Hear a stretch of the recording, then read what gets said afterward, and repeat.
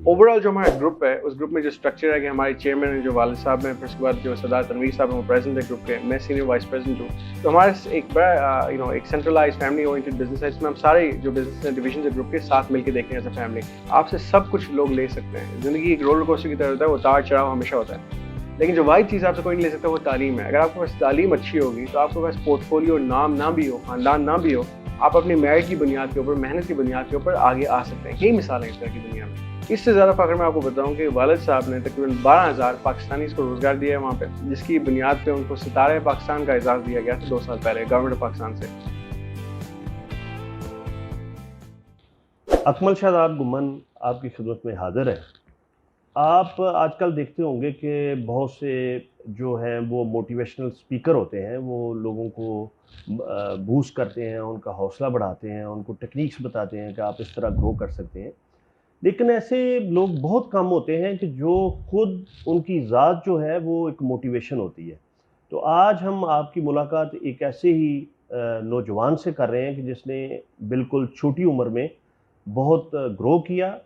और इसमें सिर्फ ये नहीं होता कि आप किसी अमीर ख़ानदान में पैदा हो जाएँ तो आपको सारे पैसे मिल जाते हैं, बल्कि उसको मल्टीप्लाई करना और अपनी शख्सियत के साथ उसको आगे लेके चलना और उस सारे बिज़नेस और एंटरप्रेन्योरशिप को सँभालना, ये हर फ़र्द का जो है वो बस नहीं होता। आपने देखा होगा कि बड़ी-बड़ी जो बिज़नेस टाइकून्स होते हैं, वो उनकी नालायक औलाद की वजह से या उसको प्रॉपर ना सँभालने की वजह से वो बिज़नेसेस और वो एम्पायर्स तबाह हो जाती हैं। तो आज हम आप जिस नौजवान से आपकी मुलाकात करवा रहे हैं, इनका नाम है सरदार यासर इलियास।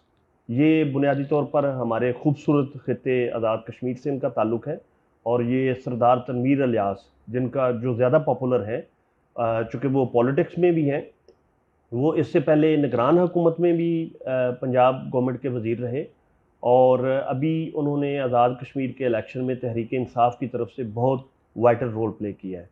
और उनके बारे में ये चेमगोइयाँ चल रही थी और बड़ी इसमें यानी लग ये रहा था कि वो प्राइम मिनिस्टर होंगे, लेकिन ज़ाहिर है पॉलिटिक्स में ऊंच नीच चलती रहती है और अभी आज ही उनको पाकिस्तान तहरीक इंसाफ आज़ाद कश्मीर का सदर बना दिया गया है। इससे पहले वो बतौर सीनियर वज़ीर के काम कर रहे थे और कोई 6-7 जो मिनिस्ट्रीज़ थी उनको हेड कर रहे थे। और सबसे इनका बड़ा तारफ़ सरदार यासर इलियास और सरदार तनवीर इलियास का, इनकी हाउसिंग सोसाइटी तो है ही है, लेकिन जो सेंटोरस इन्होंने एक माइलस्टोन और बिल्कुल इस्लामाबाद के लैंडस्केप में जिस खूबसूरती के साथ एक नया इजाफ़ा किया, वो अपनी मिसाल आप है। तो आइए सरदार यासर इलियास से मिलते हैं। यासर साहब बहुत शुक्रिया। यानी मैं आपको सरदार यासर इलियास भी कह सकता हूँ और बीइंग अ यंग मैन मुझे यासर कहना ज़्यादा अच्छा लगता है। आप मुझे ये बताएँ कि आप इस उम्र में इस्लामाबाद चैम्बर ऑफ कॉमर्स और इंडस्ट्रीज़ के सदर बन गए हैं, तो हाउ डू यू फ़ील? देखिए, चेंज लाने के लिए आप बाहर से जितना शिकवा करें, आप चेंज नहीं ला सकेंगे। To bring change, you have to be a part of change, you have to become a part of change. तो हमने समझा कि आप इस्लामाबाद चैम्बर ऑफ कॉमर्स में जब आएँगे तो आप तब्दीली ला सकेंगे। और खान साहब इस चीज़ को भरपूर समझते हैं, जो कहते भी हैं कि चेंज लाने के लिए हमें सोच चेंज करनी पड़ेगी। तो हमने, मैं समझता हूँ कि इस फॉरम पे आके सोच भी चेंज की है। इस्लामाबाद चैम्बर ऑफ कॉमर्स को एलिवेट किया है। ये पूरी बिज़नेस कम्युनिटी को दिखा दिया है कि काम कैसे किया जाता है, उनके इंटरेस्ट को कैसे प्रोटेक्ट किया जाता है और कैसे प्रमोट कर सकते हैं। और किन-किन शोबों में हम काम कर सकते हैं, कितनी इंडस्ट्रीज़ हैं जिनको हम रिप्रेज़ेंट कर रहे हैं, लेकिन उस तरह से वो सामने नहीं आ उस तरह से वो एनहांस नहीं हो सके। कितना अरसा हो गया आपको सदर बने हुए? मुझे अब तकरीबन 11 महीने हो चुके हैं, बल्कि 12 महीने, आखिरी महीने चल रहा है मेरा। I have been here now for year. 1 साल का टर्म होता है तो ये। अगले इलेक्शन में हिस्सा लेंगे? नहीं, आप कॉन्स्टिट्यूशन के मुताबिक नहीं कर सकते। You have to give a 1 year gap. अच्छा, अच्छा। इसका मतलब ये है कि अगले साल you will be a potential candidate.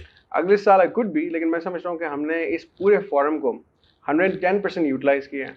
Business community के लिए, पॉलिसी के ऊपर हमने काम किया है, बिज़नेस प्रमोशन के लिए हमने काम किया है, ट्रेड फेयर्स करवाए हैं, कन्वेंशंस करवाई हैं, कॉन्फ्रेंसेस करवाई हैं, एग्जीबिशंस करवाए हैं। वुमेन इकोनॉमिक एम्पावरमेंट पे हमने काम किया है। हमने ओवरऑल ट्रेड की, मैंने जैसे कहा था, एक्सपो हमने करवाया। बहुत सारी चीज़ें हमने करवा दी हैं। मैं समझ रहा हूँ कि अब इसके बाद हमें वापस बिजनेस के ऊपर काम करना चाहिए, क्योंकि जो आपका जो टाइम सेक्रीफाइस आप करते हैं 1 साल का, तो आप अपने बिजनेस को टाइम नहीं दे पाते अगर आपने यहाँ पे टाइम देना है तो यसर आप किन किन बिजनेसेस को देखते हैं अपनी फैमिली में? ओवरऑल जो हमारा ग्रुप है उस ग्रुप में जो स्ट्रक्चर है कि हमारे चेयरमैन हैं जो वालिद साहब हैं, फिर उसके बाद जो सरदार तनवीर साहब हैं वो प्रेसिडेंट है ग्रुप के, मैं सीनियर वाइस प्रेसिडेंट हूँ। तो हमारा एक बड़ा एक सेंट्रलाइज फैमिली ओरिएंटेड बिजनेस है, इसमें हम सारे जो बिजनेस हैं डिविजन है ग्रुप के साथ मिलकर देखते हैं एज अ फैमिली।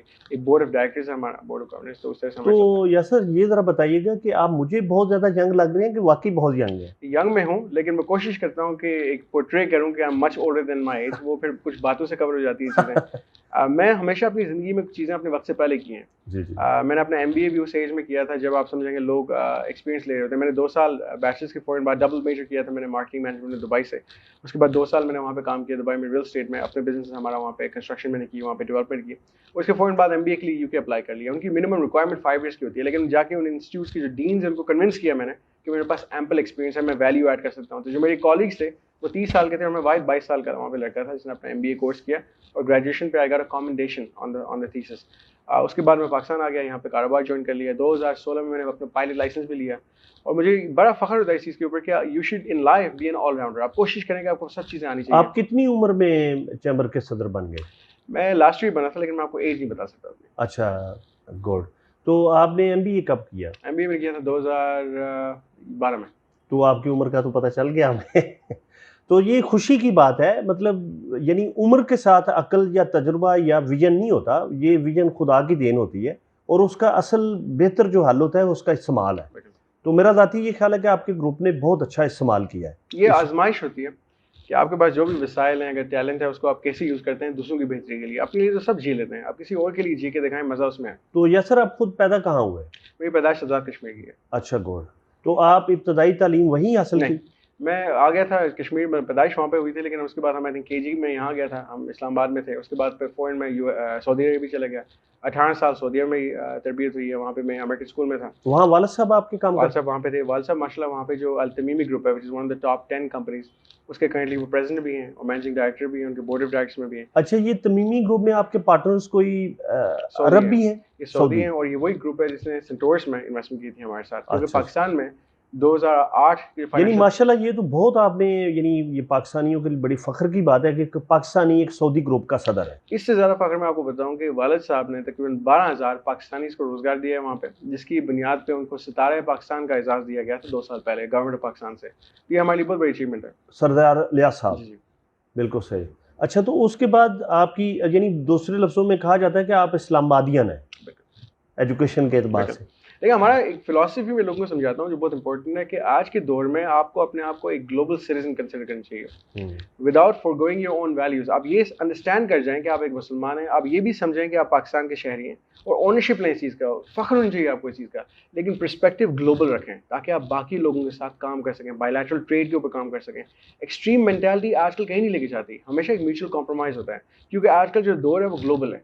तो हमने डिस्कशंस, डायलॉग्स करने हैं, पॉलिसी के ऊपर काम करना है, ट्रेड करना है, तो बाकी ममालिक के साथ करना है। तो यासर, म्यूचुअल रिस्पेक्ट। एक ज़रा बात बताएं कि अगर आप सरदार यासर इलियास ना होते, सिर्फ यासर इलियास होते और आपकी जो बैक पे इतना वालिद साहब का तजुर्बा, बड़े भाई का जो एक्सपोजर या वो पैसा सारा ना होता, तो क्या फिर आप आज सरदार यासर इलियास होते? देखिए इसमें जो एक चीज़ वालिद साहब से हमने सीखी है वो है कि तालीम सबसे बुनियादी चीज़ है।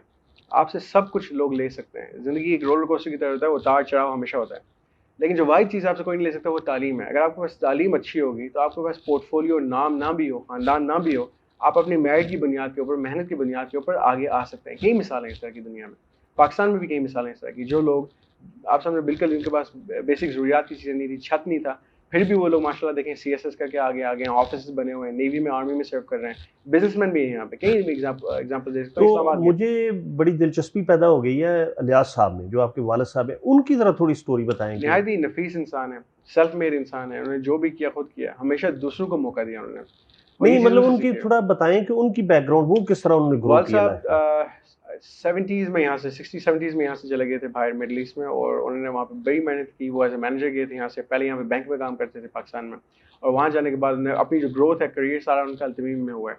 और वो तमीमी के जो फाउंडर थे शेख अली अल तमीमी, उनके साथ उन्होंने काम किया, जो कि अब फोत हो चुके हैं, और उनके बेटों के साथ उनका इस तरह रिलेशनशिप था जैसे उनके अपने भाई हैं। तो उस कंपनी के बावजूद होने में उनको कई ऑफर्स आए बाकी ग्रुप से कि आप हमारे पास आ जाएं, हमारे पास आ जाएं, लेकिन उन्होंने कभी भी उस ग्रुप को नहीं छोड़ा जिनके साथ उनकी एफिलिएशन थी।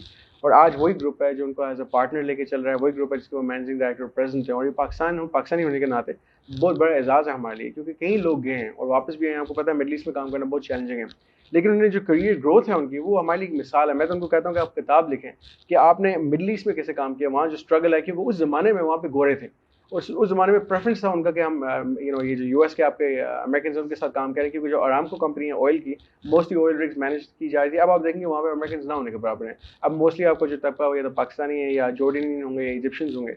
तो उस इन्वायरमेंट में, उस कल्चर में उन लोगों के साथ काम करना, सर्वाइव करना और एक्सलेंस अचीव करना, ये बहुत बड़ी बात है। आप हमारे साथ एक कमिटमेंट करें कि आप जब वो सरदार साहब यहाँ आएंगे तो आप एक कोशिश करेंगे कि आप हमारी उनसे एक मुलाकात, ताकि यहाँ के नौजवानों को हम बता सकें कि एक सेल्फ मेड आदमी, एक बैंक का एम्प्लॉई बाहर जाके एक ग्रुप का प्रेसिडेंट भी बन सकता है। तो यासर ये ज़रा बताइएगा कि आपने उमूमी तौर पे यहाँ हमारे नौजवान हैं, वो थोड़ा पढ़ लिख जाएं तो वो बाहर जाना चाहते हैं, अपने बच्चों को बाहर भेजना चाहते हैं, तो आप पाकिस्तान क्यों आए? मैं इस चीज़ को डिस्कस करता हूँ क्योंकि मैं बाहर बहुत रहा हूँ। हमने दुनिया सारी देखी है, यूएस में, यूरोप में मैं घूमा हूँ, मैं खुद ड्राइव करता रहा हूँ यूरोप में। हनीमून पर जाते हैं तो आपको घूमने का दिल भी करता है, बहुत हमने देखी है चीज़ें। यकीन करें, जो आपकी पहचान और इज्जत इस मुल्क में आपको बाहर नहीं मिल सकती। आप कोई भी पासपोर्ट ले लें, मैं आपको अपने दोस्तों की एग्जांपल देता हूँ कि कई बार उनके पास पासपोर्ट एक मुल्क का था, वो इमिग्रेशन के पास गए हैं। जब इमिग्रेशन ने उनको कहा है कि वेलकम बैक, पासपोर्ट देखा, उन्होंने कहा आपका नाम खान है। उन्होंने पूछा अच्छा आप हैं तो सही हमारे, लेकिन ये बताएं कि where are you really from, आप एक्चुअली कहाँ से हैं। जब आपने बताना है कि मैं एक्चुअली पाकिस्तान का हूँ या एक्चुअली फलानी जगह का हूँ, आपकी पहचान उसी एरिया के साथ होगी। आप अपना होलिया की शक्ल तो नहीं चेंज कर सकते, एक्सेंट तो नहीं चेंज कर सकते, ये चीज़ें आपकी हैं, आपका कल्चर तो वही है, रिलीजन आपकी वही है। तो क्यों फिर हम ओनरशिप नहीं लेते अपने मुल्क की, क्यों एक आर्टिफिशियल फेक लाइफ हम लिव करने की कोशिश करते हैं। वसाइल यहाँ पे भी मौजूद हैं, आपको बेस्ट हेल्थ केयर भी यहाँ पे आ रहा है, बेस्ट एजुकेशन भी यहाँ पे आ रही है, बेस्ट बिजनेसेस भी यहाँ पे आ रहे हैं, बेस्ट ब्रांड्स भी यहाँ पे आ रहे हैं, कंपनीज नहीं ओपन हो रही हैं, इंडस्ट्री यहाँ पे खुल रही है। तो किस चीज़ की कमी है? अंडर एस्टिमेट किया गया है इस मुल्क को। तो मैं रिक्वेस्ट करूँगा अपने सारे ओवरसीज़ पाकिस्तानीज़ को, जिनको ये एहसास कमतरी है, जिनको जो भी मजबूरियाँ थी, जिनको बाहर लेके गए हैं, वापस पाकिस्तान आए, अपने मुल्क को ओन करें। जो टैलेंट यहाँ पे है, जो अपॉर्चुनिटीज़ यहाँ पे हैं, उन मुल्कों में नहीं है। ये ग्रोइंग इकॉनमी है, ये यहाँ पे डेवलपिंग मार्केट है, इसमें बहुत स्कोप है बिजनेस का। और अगेन बात इज्जत की है, जो इज्जत अच्छा यासर, आपने हनीमून का जिक्र किया, तो भाभी क्या करती हैं? लव मैरिज थी या अरेंज मैरिज थी? मेरी लव मैरिज थी, अल्लाह का करम है, ब्लेसिंग थी हमारे लिए। और इसमें जो चीज़ मैं लोगों को कहना चाहूँगा कि वालदैन की ब्लेसिंग बहुत ज़रूरी है, उनकी रजामंदी बहुत ज़रूरी है। किसी भी चीज़ में जिसमें वालदैन की रजामंदी ना हो तो उसमें आपके लिए बरकत नहीं होती, उसमें सस्टेनेबिलिटी नहीं होती। तो मुझे खुशी है कि मैंने अपने इलाके से शादी की। मेरी जो इन-लॉज़ हैं वो यूएस बेस्ड हैं, इत्तेफाक से मुलाकात हुई। यानी वो भी आज़ाद कश्मीर से? वो भी आज़ाद कश्मीर से हैं। मेरी जो भाभी हैं उनकी वो सिस्टर हैं, तो with in the same family था, इत्तेफाक था, ये कोई प्लान नहीं था। और फिर वालिदैन की डेफिनेटली रजामंदी थी कि ऑलरेडी वो फैमिली कनेक्शन था वहाँ पे। यानी आप और तनवीर इलियास साहब एक ही घर के? डॉक्टर राशिद साहब हमारे तीसरे भाई भी हैं। अच्छा, आप 3 भाई हैं। अच्छा, वो डॉक्टर राशिद साहब कहाँ होते हैं? वो भी मिडिल ईस्ट में होते हैं मोस्टली। अच्छा, मिडिल ईस्ट में। मैं यही पूछने वाला था कि आप खुद कितने बहन भाई हैं? हम टोटल 5 हैं। माशाल्लाह। 3 भाई हैं और 2 बहनें। जो हमारी सबसे छोटी बहन है वो मेरी अभी डॉक्टर बन चुकी हैं, उनकी भी अभी इंशाल्लाह अगले कुछ दिनों में। वो कहाँ से बनी है? वो मिडिल ईस्ट से, दुबई में जो आपका ये गल्फ मेडिकल कॉलेज था, जो शेख मोहम्मद ओन्ड है, वहाँ पे उन्होंने मेडिकल। और जो दूसरी आपकी बहन है वो भी मिडिल ईस्ट में होते हैं। उनकी जो शादी है वो ये जॉन हॉपकिंस में हमारे भाई ब्रदर इन लॉ होते हैं, वो वहाँ पे पीडियाट्रिक सर्जन है आरामको में, और उनके साथ वो वहाँ पे। वो हाउस वाइफ है? वो भी होम। मैं ये टर्म थोड़े से चेंज करता हूँ, हम हाउस वाइफ नहीं कहते अब, हम कहते हैं होम मेकर्स। बिल्कुल, क्योंकि जो घर बनाती हैं खवातीन वो होम मेकर्स होती हैं, बिल्कुल। जो घर आबाद करती हैं असल में बनाती वही हैं। बिल्कुल। तो मैं आपकी सारी इज्जत, तनतना, आपका लिबास, तराश खराश, सब कुछ वो आपके घर को शो करता है। देखिए प्राइम मिनिस्टर साहब की पहले आपकी वालदा होती है, फिर आपकी बेगम होती है। अच्छा, प्राइम मिनिस्टर की क्या मिसाल? प्राइम मिनिस्टर एग्जांपल आप देखें माशाल्लाह के, जब से उनकी शादी हुई है, उनकी जिंदगी में आखिरी शादी हुई उनकी जिंदगी में भी, मौजूदा शादी। आप देखें वो माशाल्लाह उनका ओवरऑल देखें, उनकी अपील, उनकी ड्रेसिंग सेंस देख लें माशाल्लाह, क्योंकि कभी उन्होंने अपने ऊपर फोकस किया नहीं है। निहायत ही बेलोस इंसान है वो, शरीफ भी हैं, और खिदमत खल्क पे उन्होंने काम किया, अपने लिए उन्होंने कुछ किया ही नहीं है। तो फाइनली जब उनकी शादी हुई है, आप देखें उनकी जिंदगी में वापस लग रहा है कि somebody is giving him attention। अच्छा, वो कुछ कलरफुल कपड़े भी पहनना शुरू पहन रहे हैं, और ये मैं डेफिनेटली समझता हूँ कि ये भाभी का बुशरा साहबा का ये आपकी मुलाकात हुई उनसे? नहीं, मेरी उनसे मुलाकात नहीं। अच्छा अच्छा अच्छा। तो दूसरा ये ज़रा बताइएगा कि वालिद साहब की आपको सबसे ज़्यादा चीज़ कौन सी इंस्पायर करती है? क्योंकि कोई ऐसी चीज़ नहीं है मुझे इंस्पायर ना करे। हर चीज़ जो मैंने सीखी है आज तक, वो वालिद साहब से सीखी है। वो माशाल्लाह 5 वक्त के नमाजी हैं, हमेशा दूसरों की बेहतरी की बात करते हैं। कोई महफिल हो जिसमें कोई गीबत हो रही है, उसमें वो कभी बात नहीं करते, ना उसमें कमेंट करते हैं, ना उसमें हिस्सा देते हैं।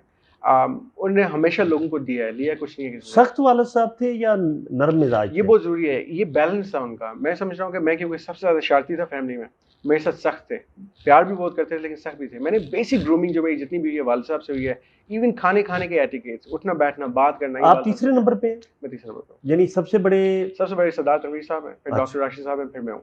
अच्छा। तो वालिद साहब निहायत ही नफीस इंसान है, हमेशा उन्होंने दूसरों के लिए काम किया और वो बहुत शरीफ इंसान है और वो कायदे पे चलते हैं। वो हमेशा कहते हैं हमें कि जब आप किसी भी कुर्सी पे बैठते हैं बावजू के बैठें ताकि वो कुर्सी के साथ इंसाफ कर सकें, ये उनका नजरिया है। तो ये चीज़ें मैं दूसरों को सिखाता हूँ। अच्छा यार सर, ये ज़रा बताएं कि हमारे जो अमूमी तौर पे बिजनेसमैन हैं या अमीर लोग हैं वो किताबें नहीं पढ़ते।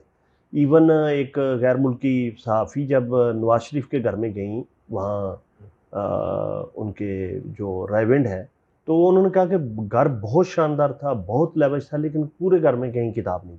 तो आप पढ़ते हैं? डेफिनेटली देखिए, जो इल्म है वो आप समझ मुफ्त आपको मिल रहा है और एजुकेशन और लर्निंग कभी ख़त्म नहीं होती आपकी। Education gives you wisdom, knowledge gives you wisdom and power as well. आजकल डायनामिक्स चेंज हो चुके हैं। अब ये वेपन्स या war of man you, war of information है। जिसके पास ज़्यादा नॉलेज है वो ज़्यादा तरक्की तो करेगा। आप किस किस्म की किताबें पढ़ते हैं? मैं ज़्यादा बिजनेस के पढ़ता हूँ। मुझे ख्वाहिश होती है कि आप बिजनेस से सीखें, जैसे हार्वर्ड बिजनेस रिव्यू, क्योंकि ये कॉलेज के ज़माने से हम पढ़ते आ रहे हैं। उसमें केस स्टडीज हम पढ़ते हैं कि बिजनेस कौन से सक्सेसफुल हैं, कौन से फेल हुए हैं, इमर्जिंग ट्रेंड्स किस सेक्टर में, क्योंकि ये चीज़ें फिर हम आगे कम्युनिकेट करते हैं और प्लान करते हैं इसके मुताबिक। अच्छा, भाभी के बारे में नहीं आपने बताया कि वो क्या करती वो है? होम मेकर है हमारी। अच्छा। और घर पूरा वही चलाती है, मेरी ज़िंदगी को वो चलाती है, मेरे ड्रेस सेंस भी वो देखती हैं। खुशी गमी वो अटेंड करती हैं ज़्यादा, क्योंकि मैं मसरूफ़ होता हूँ। घर में जो फैमिली को भी है टाइम वो ज़्यादा देती हैं, क्योंकि मैं अगेन कई बार कॉल नहीं कर सकता, कोई खुशी हो गमी हो, मुझे याद दिलाती हैं। और जो हमारी फ्यूचर की प्लानिंग है उसमें मुझे बड़ा गाइड करती है। मैं समझता हूँ कि ये चीज़ अंडरस्टैंड करना बहुत ज़रूरी है। कब आपकी शादी हुई? मेरी भी शादी 2010 में हुई थी। निकाह 2010 में हुआ था। बिल्कुल सही।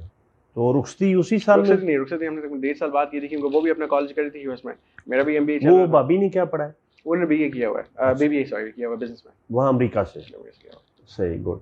अच्छा, ये ज़रा बताइए कि ये जो सेंटोरस का मंसूबा था, ये कैसे आया? सेंटोरस बड़ा यूनिक प्रोजेक्ट था। उस ज़माने में 2 मेजर प्लॉट्स ऑक्शन हो रहे थे। एक आपको पता है जो आपका कन्वेंशन सेंटर के पास हयात का प्रोजेक्ट था और उसके साथ सेंटोरस था। हमने दोनों में पार्टिसिपेट किया। सेंटोरस की बिड अल्हम्दुलिल्लाह हमारी एक्सेप्ट की गई। तो ये उस ज़माने का सबसे हाईएस्ट पेड प्लॉट था, सबसे एक्सपेंसिव था। 6 अरब इसकी लागत थी उस वक्त। ये किस ज़माने की बात है? ये 2005 की बात कर रहे हैं जी। और साइज वाइज भी सबसे बड़ा प्लॉट था, तकरीबन 7 एकड़ के करीब इसका लैंड है।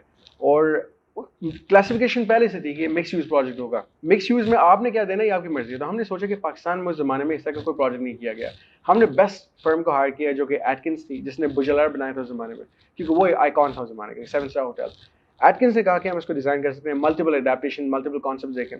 तो सेंटोरस का नाम इसको इसलिए दिया गया क्योंकि इसके कंपोनेंट्स बहुत ज़्यादा हैं। सेंटोरस की मीनिंग है the brightest constellation of stars in the sky, सबसे चमकते तारे आसमान में। तो वो चमकते तारे की जो रिफ्लेक्शन थी वो हमने ज़मीन पे क्रिएट की। एक 5 स्टार होटल, ऑफिस टावर, साथ ही रेजिडेंशियल ब्लॉक और शॉपिंग मॉल कंबाइन एक स्ट्रक्चर में। आज तक इतना कम्प्लेक्स प्रोजेक्ट पाकिस्तान में नहीं बन सका। इसकी कॉस्ट भी बहुत ज़्यादा है और कम्प्लेक्सिटी बहुत ज़्यादा है कि सारे कंपोनेंट्स एक दूसरे को ओवरलैप कर रहे हैं। तो ये इसकी यूनिकनेस थी माशाल्लाह, इसके डिज़ाइन में। तो जो 5 स्टार होटल है उसके बारे में कभी? वो अभी कंप्लीट हो रहा है। हम जो 3rd टावर है उसमें अपना 5 स्टार होटल कर रहे हैं। इंशाल्लाह नेक्स्ट ईयर मिड उसकी ओपनिंग होगी। 380 रूम का वो होटल बन रहा है, जिसके state of the art interior है, बहुत खूबसूरत डिज़ाइन है। मूव इन पे उसका ऑपरेटर होगा, प्रिंसिपली हमारी ओनरशिप है, ऑपरेटर वो होगा। तो बड़ा खूबसूरत प्रोजेक्ट इंशाल्लाह आपके सामने नेक्स्ट ईयर आ जाएगा। बिल्कुल सही। तो ये ज़रा बताइएगा कि कोई सुन रहे थे कि शायद मीडिया में भी आप कुछ करने वाले हैं, ये जो आपका ग्रुप है, तो उसमें क्या? उसमें अभी भी हमारा प्लान है। हम क्योंकि डिले इसलिए हुआ क्योंकि सरदार तनवीर साहब बिजी हो गए पॉलिटिक्स में, मैं यहाँ चैम्बर ऑफ कॉमर्स में आ गया। तो पीछे उस ग्रुप को, उस डिवीजन को चलाने के लिए आपको पता है कोई मौजूद नहीं था। हमारी ख्वाहिश ये थी कि जो इमेज है पाकिस्तान का उसको मजीद इन्हांस और बेहतर किया जाए। मीडिया से बेहतर अपॉर्चुनिटी कोई नहीं मिल सकती आपको, जहाँ पे आप डेली पॉजिटिविटी स्प्रेड करें। आइडियाज़ बहुत है मेरे पास, लेकिन अगेन उस पर काम करने के लिए आपको टाइम चाहिए। और मैं समझता हूँ आने वाले दिनों में जब हम वापस अपने बिजनेस की तरफ जाएंगे, इसलिए मैं चाहता हूँ कि कम से कम साल का गैप आए ताकि हम बिजनेस के ऊपर फोकस करें। वहाँ पे मैं चाहता हूँ उसको स्टार्ट किया जाए। उसमें मल्टीपल हम चीज़ें कर सकते हैं, इसमें शोज़ हम ला सकते हैं। मैं क्योंकि हाल ही पेमरा से मिला था, मैं उनको ये गुजारिश कर रहा था कि हमारे जितने भी शोज़ आ रहे हैं आजकल, उसमें मुझे अपने कल्चर वैल्यूज़ नज़र नहीं आती।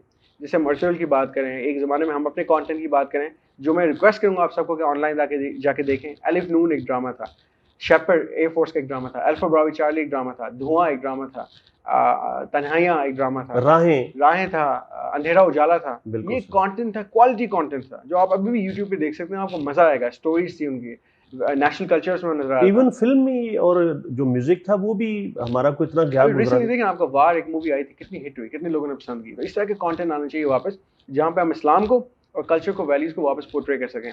अगर हम कुछ दिखाते हैं आजकल जिसमें इनफिडेलिटी है, एडल्ट्री है, चीटिंग अफेयर्स हैं, ये मैं नहीं समझता कि हमारा कल्चर है। देखिए आप अगर वेस्ट को भी देख लें, वेस्ट में कितनी मूवीज होंगी जहाँ पे इस चीज़ को प्रमोट किया जा रहा है। इवन वो मानते हैं कि एथिक्स के अगेंस्ट है ये, तो हमें भी अंडरस्टैंड करना चाहिए कि एथिक्स के अगेंस्ट है, प्रिंसिपली मोरल वैल्यूज के अगेंस्ट है। एज अ नेशन हम इस तरफ नहीं जाएंगे ना, हम जा सकते हैं, तो हमें दिखाने की भी जरूरत नहीं है। जो आइडियाज़ किसी के जहन में नहीं है वो आप आइडियाज़ डाल रहे हैं वहाँ पे। अच्छा, यहाँ पाकिस्तान में भी बुर्ज ग्रुप के नाम से ही काम करते हैं यहाँ कौन? आप लोग? नहीं नहीं, यहाँ पे हमारे जो है सरदार ग्रुप के नाम से हम काम कर रहे हैं, और सरदार ग्रुप की मल्टीपल कंपनीज में प्राइमरी हमारी जो मेन कंपनी है वो पाक गल्फ कंस्ट्रक्शन है। सरदार मीडिया जो हमारी कंपनी है जो मीडिया को देख रही है, उसके अलावा फिर हमारे सेंटोर्स होटल अपार्टमेंट्स है जो हमारे सर्विस अपार्टमेंट्स वहाँ पे चल रहे हैं। मॉल मैनेजमेंट की हमारी टीम है। फिर ताज रेजिडेंशियल जो हम हाउसिंग प्रोजेक्ट कर रहे हैं यहाँ पे, उसका एक सेपरेट नाम है कि वो कम्प्लीट डिफरेंट प्रोजेक्ट है। तो हम डिफरेंट नेम्स हैं under one umbrella, Sardar group of companies. तो जो सरदार ग्रुप ऑफ कंपनी, जो आइंदा आपके कौन से प्रोजेक्ट्स हैं जिन पे आप सोच रहे हैं, या आप कह रहे हैं कि ये हम प्रायोरिटी वाइज ये पहले करेंगे, ये बाद मैं में? समझ रहा हूँ कि इमीडिएटली जो डिमांड है यहाँ पे मजीद अपार्टमेंट्स का है, मजीद हाउसिंग का है, उसके साथ रिटेल में बहुत स्कोप है, रिटेल ग्रोथ है, होटल्स में बहुत स्कोप है, यहाँ पे टूरिज्म पे हम काम करना चाहते हैं, अक्रॉस पाकिस्तान हम काम करना चाहते हैं, ये नहीं कि इस रीजन के अंदर।